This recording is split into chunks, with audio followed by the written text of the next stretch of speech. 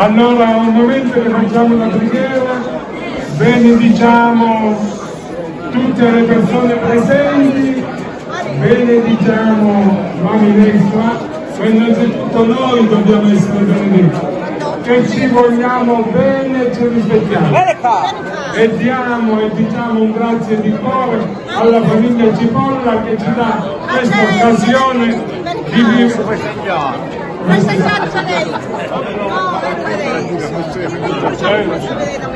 Allora, nel nome del Padre, del Figlio e dello Spirito Santo.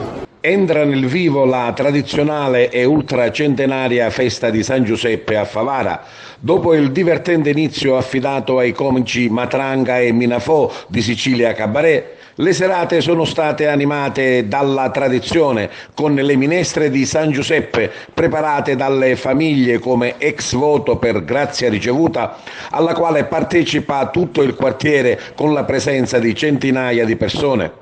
Il simulacro di San Giuseppe, dopo la celebrazione di una Santa Messa nella chiesa del Rosario in piazza Cavour, accompagnato dai componenti del comitato, dal parroco e dai fedeli in processione, raggiunge i vari quartieri di Favara dove sono state preparate le minestre e i pani votivi. Quindi un momento di preghiera e ringraziamento, la benedizione e infine la distribuzione della buonissima minestra che viene preparata in maniera tradizionale e cotta rigorosamente in pendoloni con fuoco a legna. Non mancano anche i fuochi d'artificio a completare la festa della sera.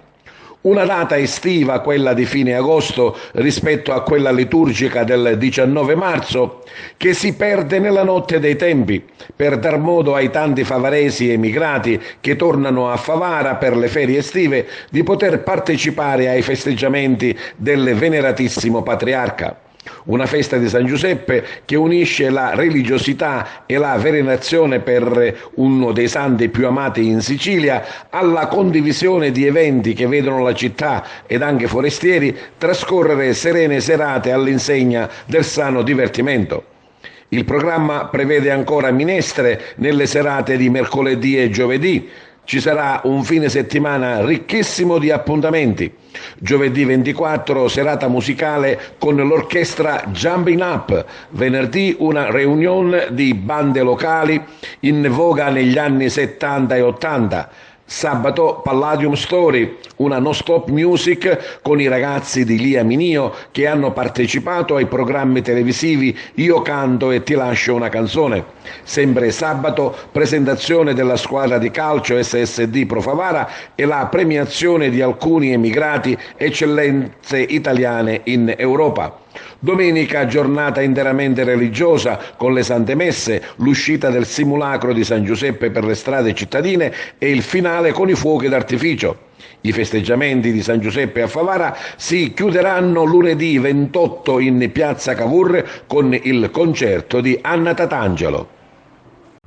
Ciao ragazzi, vi aspetto il 28 agosto a Favara, mi raccomando non mancate. Ciao!